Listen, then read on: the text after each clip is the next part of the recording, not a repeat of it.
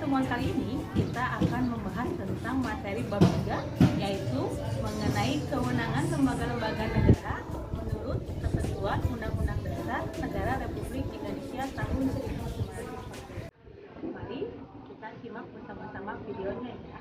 Selamat menyimak anak-anak.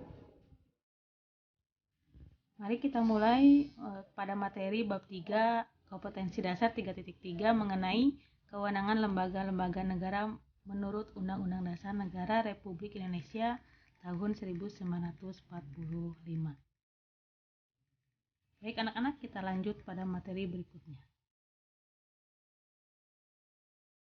Sebelum kita pada materi, Ibu akan menjelaskan dulu tujuan pembelajaran, yaitu yang pertama, siswa dapat merumuskan pengertian sistem politik. 2. Siswa dapat menjelaskan pengertian suprastruktur politik. 3. Siswa dapat mengemukakan pengertian infrastruktur politik. Dan yang keempat, siswa dapat mengklasifikasikan infrastruktur politik di Indonesia. Next, baik kita lanjutkan pada materi ya anak-anak. A. Suprastruktur dan infrastruktur politik. 1. Suprastruktur. Sebelum kita kepada pengertian apa itu suprastruktur politik, tentunya kita terlebih dahulu membahas apa yang dimaksud dengan sistem politik. Kata sistem politik terdiri dari dua kata yang memiliki pengertian. Yang pertama adalah sistem. Sistem adalah suatu kesatuan dari unsur pembentukan yang saling terjalin oleh suatu hubungan fungsional. Nah, sedangkan politik dalam bahasa Arab diartikan sebagai syiasah yang berarti strategi. Jadi kedua kata tersebut disatukan, maka apakah sebenarnya makna sistem politik itu? Nah, coba sekarang kalian, kira-kira apa yang dimaksud dengan sistem politik? Sistem politik adalah seluruh kegiatan politik di dalam suatu negara atau masyarakat yang mana kegiatan tersebut berupa penerapan nilai-nilai dasar kepada masyarakat yang saling terhubung dan terikat. Jadi tiada lain adalah sistem politik itu adanya kegiatan yang berkaitan dengan masyarakat di dalam suatu negara yang satu sama lain saling berhubungan dan juga terikat.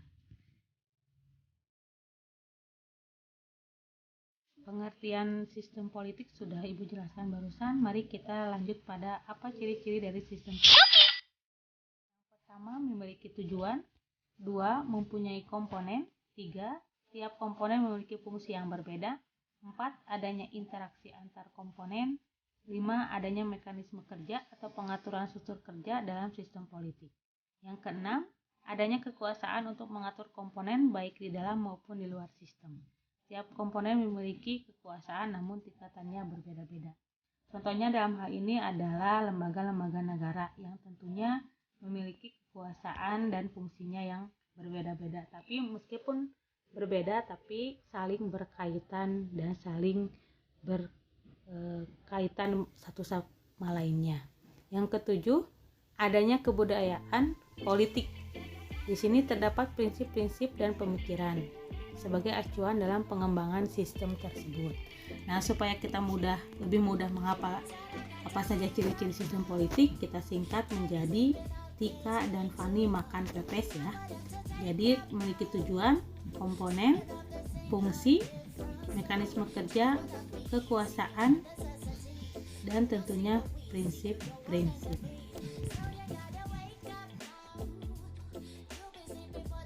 Baik anak-anak, kita lanjut pada 4 ciri khas sistem politik.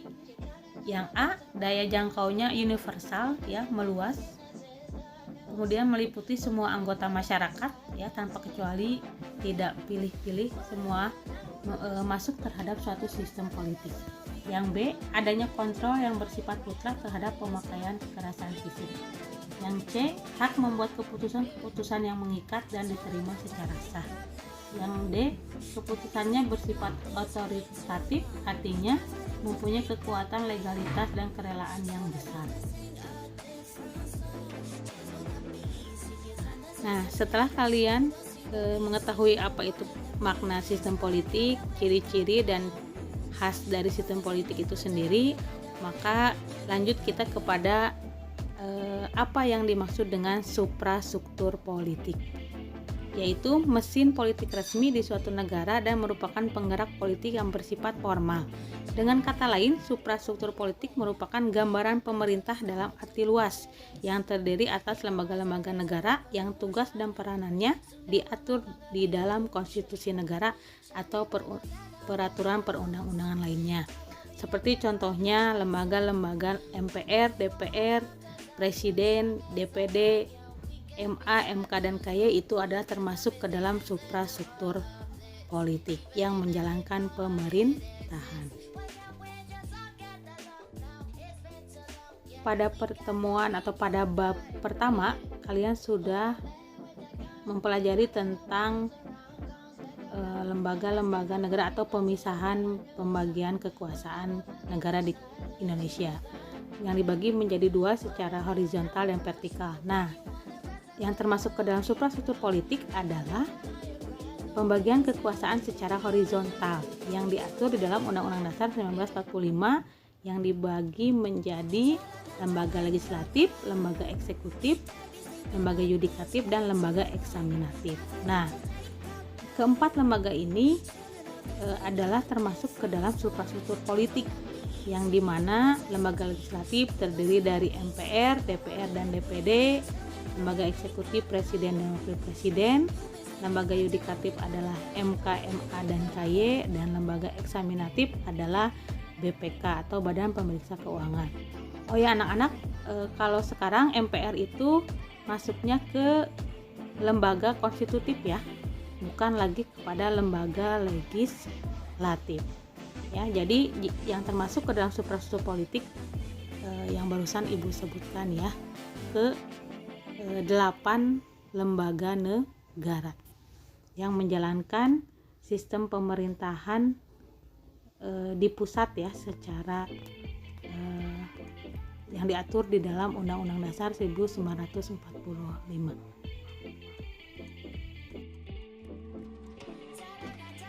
Mari kita lanjut ke subbab 2 atau poin 2, infrastruktur politik. Nah, tadi kan kita sudah membahas tentang suprastruktur. Ada kata infrastruktur politik, yaitu kelompok-kelompok kekuatan politik dalam masyarakat yang turut berpartisipasi secara aktif. Nah, kalau tadi suprastruktur politik itu adalah lembaga-lembaga negara yang menjalankan tugas dan fungsinya di pemerintahan. Sedangkan infrastruktur ini adalah kelompok kekuatan politik yang membantu ya atau berpartisipasi aktif dalam kehidupan pemerintah ataupun masyarakat. Nah, ada 4 kekuatan infrastruktur politik. Yang pertama adalah partai politik. Nah, tentunya kalian ini sudah tidak asing lagi mendengar kata partai politik. Dalam artian, partai politik adalah organisasi politik yang memang dibentuk dengan sengaja oleh sekelompok warga negara Indonesia karena persamaan kehendak ataupun cita-cita. Nah, siapa? Ada yang tahu? Kalian bisa lihat gambar-gambar dari partai politik. Contoh ada partai Gerindra, PKS ya, Partai Amanat Nasional, PAN, PKB, P3 atau PPP dan sebagainya ya. Kurang lebih di negara kita ada 36 atau sampai 40 partai politik. Yang B atau yang kedua, kelompok kepentingan atau interest group. Kelompok yang mempunyai kepentingan terhadap kebijakan politik negara. Contohnya misalnya seperti lembaga-lembaga swadaya masyarakat ataupun elit politik ataupun bahkan pembayar pajak, sertifikat dagang ataupun serikat buruh. Nah, seperti lembaga-lembaga yang memang mendukung program-program pemerintah atau politik negara ya. Seperti di sini kita lihat ada lembaga swadaya yang berkaitan dengan malaria atau misalnya tentang Aedes aegypti ya, itu juga salah satu bentuk LSM yang memang terjun langsung dalam kegiatan kesehatan, ataupun bahkan masih banyak kelompok-kelompok kepentingan yang lainnya. Yang ketiga adalah kelompok penekan. Contoh dari infrastruktur politik atau pressure group. Kelompok yang bertujuan memperjuangkan keputusan politik berupa undang-undang atau kebijakan publik yang dikeluarkan pemerintah sesuai dengan keinginan kelompok. Misalnya contohnya kelompok yang melakukan demonstrasi ataupun aksi mogok dan sebagainya. Nah, Di sampingnya kita bisa melihat ya, ini salah satu contoh aksi demonstrasi adalah salah satu bentuk kelompok penekan. Yang D, media komunikasi politik. Sarana atau alat komunikasi politik dalam proses penyampaian informasi dan pendapat politik secara tidak langsung. Nah, ini bisa berupa media cetak seperti koran, majalah, ya, brosur, tabloid ataupun sebagainya. Di samping media cetak, ada juga media elektronik seperti televisi, radio, internet, dan sebagainya. Coba kita lihat gambar di samping, ini salah satu contoh media komunikasi politik baik cetak maupun elektronik ya.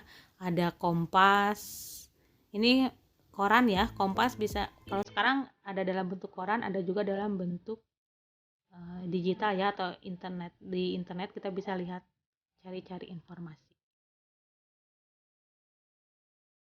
Nah, anak-anak, barusan kita sudah mengetahui perbedaan antara suprastruktur dan infrastruktur politik. Mari, bagaimana, ada yang sebelum kita lanjut pada subbab berikutnya, sudah dipahami maksud dari suprastruktur dan infrastruktur politik. Oke, nanti kita buka di forum pertanyaan ya. Yang kita lanjut dulu pada subbab B mengenai lembaga-lembaga negara Republik Indonesia menurut Undang-Undang Dasar Negara Republik Indonesia tahun 1945. Nah, di dalam Undang-Undang Dasar 1945 diatur mengenai keberadaan lembaga-lembaga negara mulai dari tugas, fungsi, wewenang sampai pada susunan dan kedudukannya. Aturan dalam konstitusi ini dijabarkan oleh undang-undang, yaitu Undang-Undang Nomor 42 Tahun 2014 tentang MPR, DPR, DPD, dan DPRD. Undang-Undang Nomor 3 Tahun 2009 tentang Mahkamah Agung. Undang-Undang Nomor 4 Tahun 2014 tentang Mahkamah Konstitusi. Undang-Undang Nomor 18 Tahun 2001 tentang Komisi Yudisial. Dan Undang-Undang Nomor 15 Tahun 2004 tentang Badan Pengawasan Keuangan atau BPK.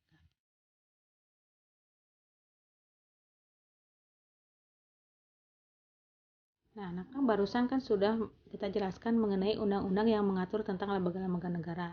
Nah, sekali lagi untuk mengulang yang tadi mengenai kekuatan suprastruktur politik di Indonesia, itu terdiri dari 8 lembaga tinggi negara ya, di mana ke-8 lembaga negara ini memiliki kedudukan yang sama, hanya memiliki tugas dan wewenang yang berbeda dalam menjalankan di pemerintahan ya.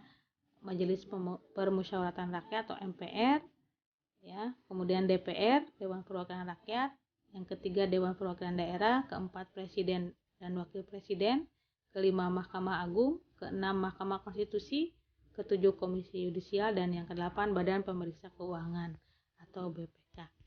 Nah, anak-anak, demikianlah penjelasan materi mengenai perbedaan suprastruktur dan infrastruktur politik, kemudian pengertian sistem politik.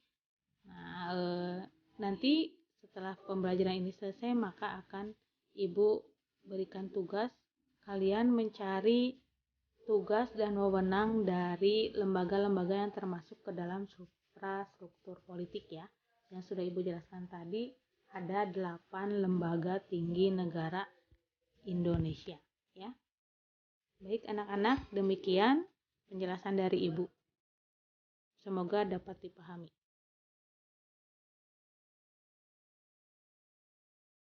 Nah, demikian anak-anak materi video pembelajarannya. Mudah-mudahan dapat kalian pahami. Tetap semangat dan selalu jaga kesehatan ya. Assalamualaikum warahmatullahi wabarakatuh.